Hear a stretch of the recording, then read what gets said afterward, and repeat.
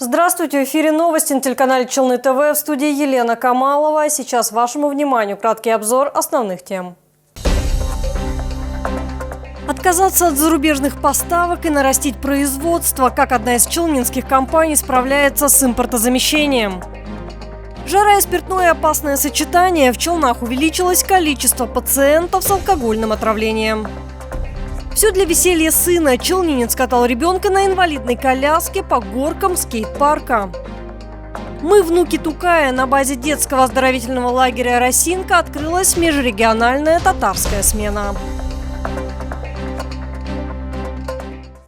Стартовал конкурсный отбор на создание передовых инженерных школ. За право открыть у себя такое учреждение в партнерстве с высокотехнологичными российскими компаниями соревнуются 89 вузов из 41 региона России.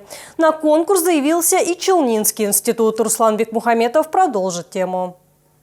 В течение 3 дней команды университетов будут представлять свои программы развития передовых инженерных школ. Их оценят представители Минобрнауки и Минпромторга России и ведущие эксперты по 3 направлениям – классическая инженерия технических и живых систем, а также IT. Данное изделие уже производится на компании ООО «Автотехник» с использованием систем автоматизированных линий и промышленных роботов. Сейчас я создаю 3D-модель кронштейна в программе «Компас».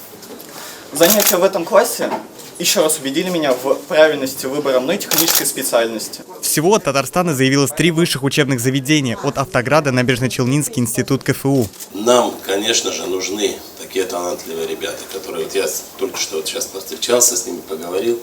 Идея у них прекрасная и уже реализовывается, что поможет, конечно, нашему предприятию, не только КамАЗ, но и другим нашим предприятиям. Передовая инженерная школа – это не только грантовая поддержка, не только государственно-частное партнерство, это и большая ответственность и вуза, университета, большая ответственность КамАЗа и Ростеха, также это и большая ответственность республики. У нас есть шанс получить новые идеи, новые разработки. Хочется пожелать успехов. В завершении презентации в передовую инженерную школу торжественно подал заявку на поступление первый ученик, бронзовый призер WorldSkills и тренер. Направление подготовки автономные энергетические системы. Ну что, поздравляем! Вот оно, первое заявление! Руслан Бекмухаметов, Кирилл Хабзей, новости Челны ТВ.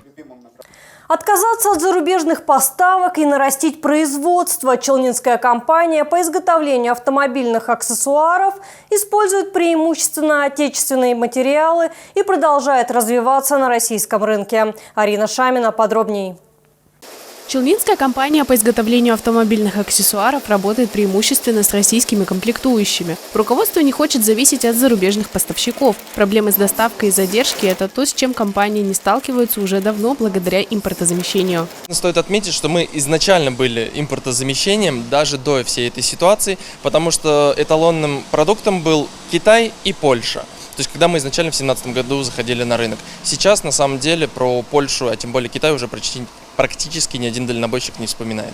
Поставки с Китая есть до сих пор, но львиную долю комплектующих компания получает от российского производителя. А некоторые материалы заменили на отечественные окончательно. Как отмечают на предприятии, их качество даже лучше зарубежных. Наши ковры из Дакоты, непосредственно из российского сырья, они смотрятся более эффектно, потому что там есть разнообразная стежка.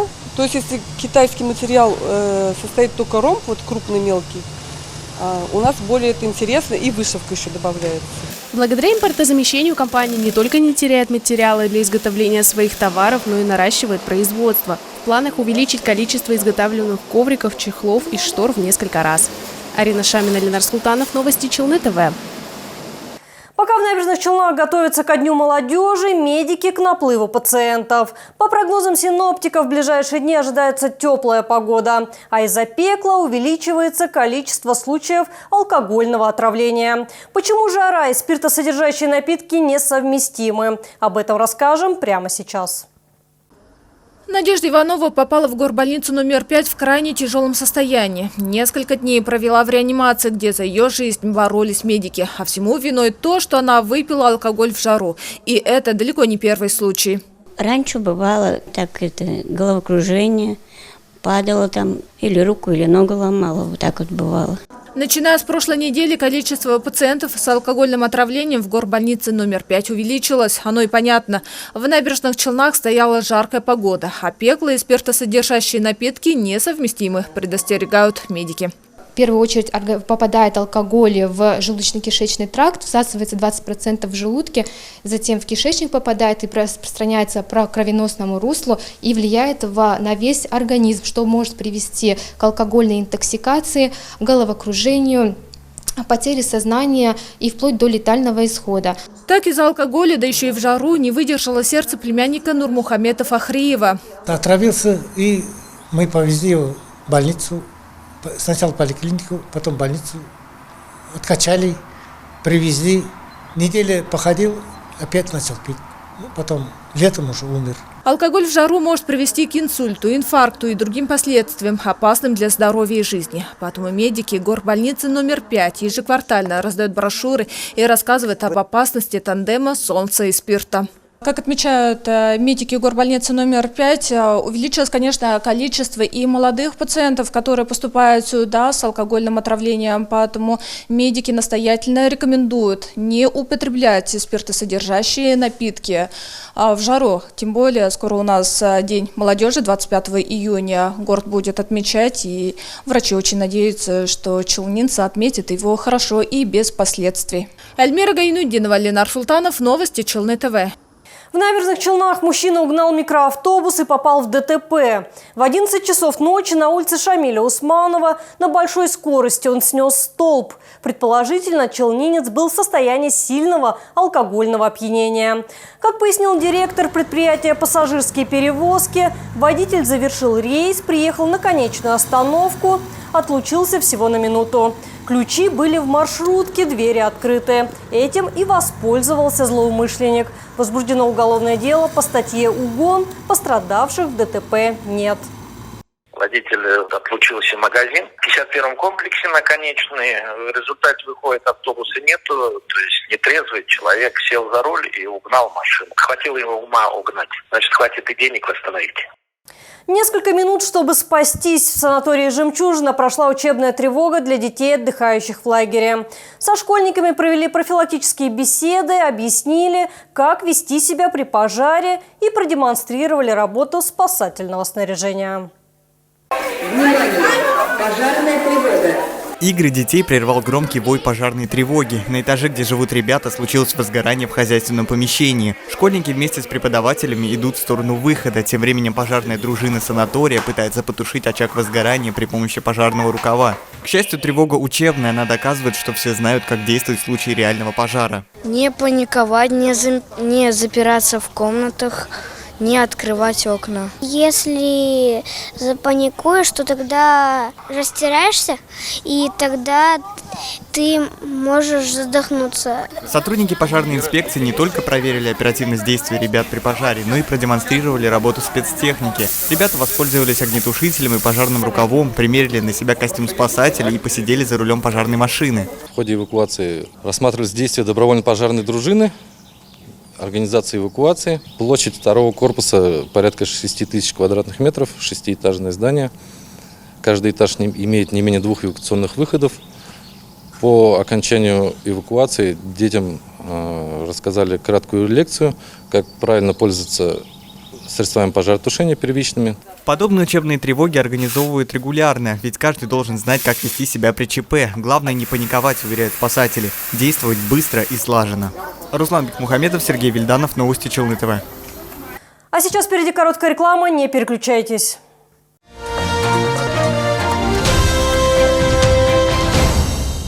Санаторий Шифалы Суйжминвода предлагает программу для лечения и профилактики хронических заболеваний дыхательной системы «Свободное дыхание». Повышайте иммунитет и укрепляйте противовирусную защиту организма. Челны, встречай! Свежий улов прямо с Камчатки. Чавыча, красная икра, белорыбица. Все от производителя. С 20 по 25 июня. ТЦ Грин, 1 этаж.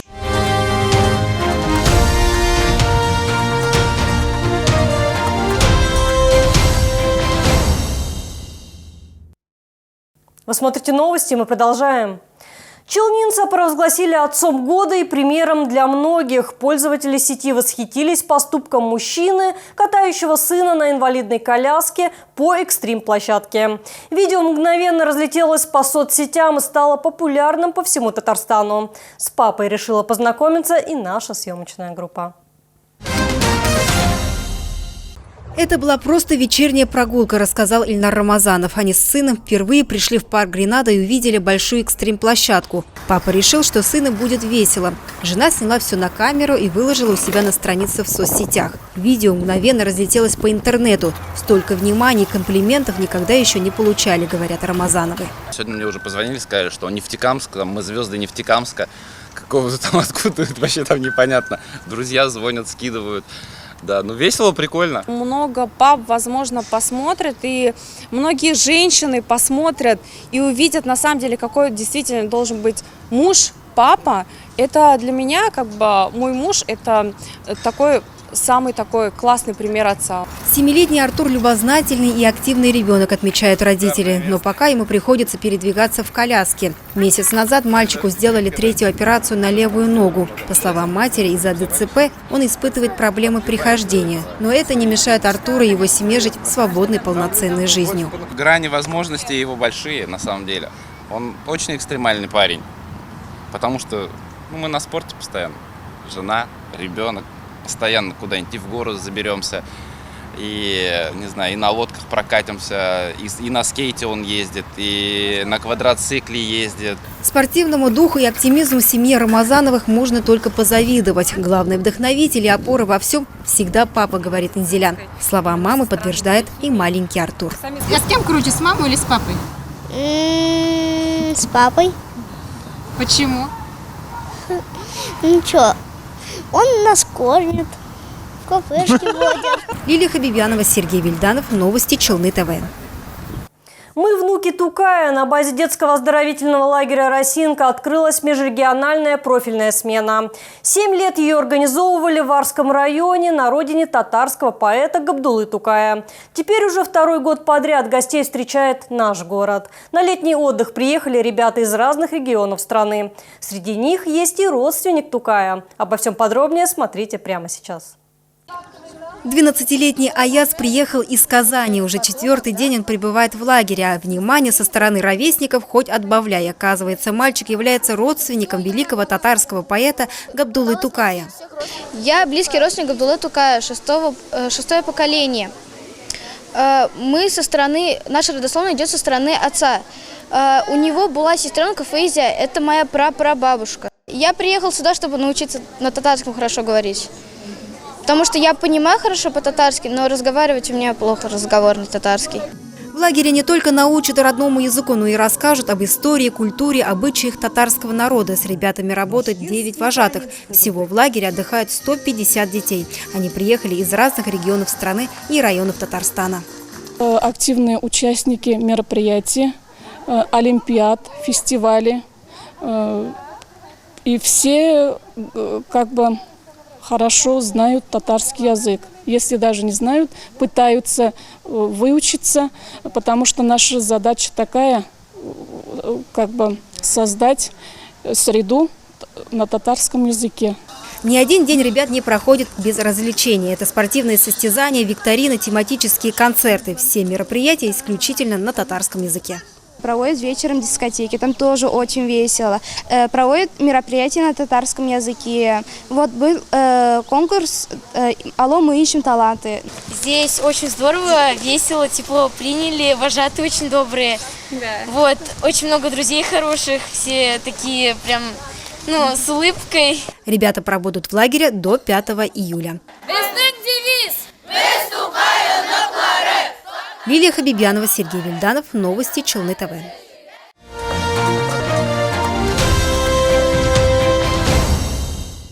Отличная новость для любителей морепродуктов. Челнинцев продолжает радовать выставка-ярмарка «Икра и рыба Камчатская». Более 35 видов морских деликатесов. То, что нужно летом, а также в период важного праздника Курбан-Байрам. Пробуйте нашу чавычу, обалденная, нежная, малосольная, тает во рту. Дайте попробовать. В воздухе витает аромат копчености, а на прилавке ценные дальневосточные породы рыб – белуга, нерка, кижуч, палтус, королева лососевых, чавыча. В летний зной рыба становится отличной альтернативой тяжелому для пищеварения мясу. К тому же впереди важный праздник – Курбан-Байрам. Морепродукты станут отличным украшением праздничного стола. Чавычу взяли холодное копчение и горячее копчение. Очень вкусный, хороший, поэтому и купили. Икра нравится, и рыбка нравится. Всегда прихожу, когда они приезжают, беру, рыбы 2-3 вида беру, икру всегда. А как вам на вкус? Очень хороший, мне нравится. Настоящая драгоценность Камчатки – икра чавычи. От икры других рыб ее отличает высокое содержание кислот, поддерживающих мозговую деятельность и благотворно влияющих на сердце и сосуды. У нас шикарная икра, крупнозернистая, отборная. Обратите внимание, прям зернышко к зернышке. Слабосоленая, она богата витаминами и микроэлементами. Детишкам, беременным, это же натуральная икра, дикая рыба. Выставка «Икра и рыбы Камчатская» в торговом центре «Грин» на первом этаже работают до 25 июня включительно. Вход со стороны Автозаводского проспекта.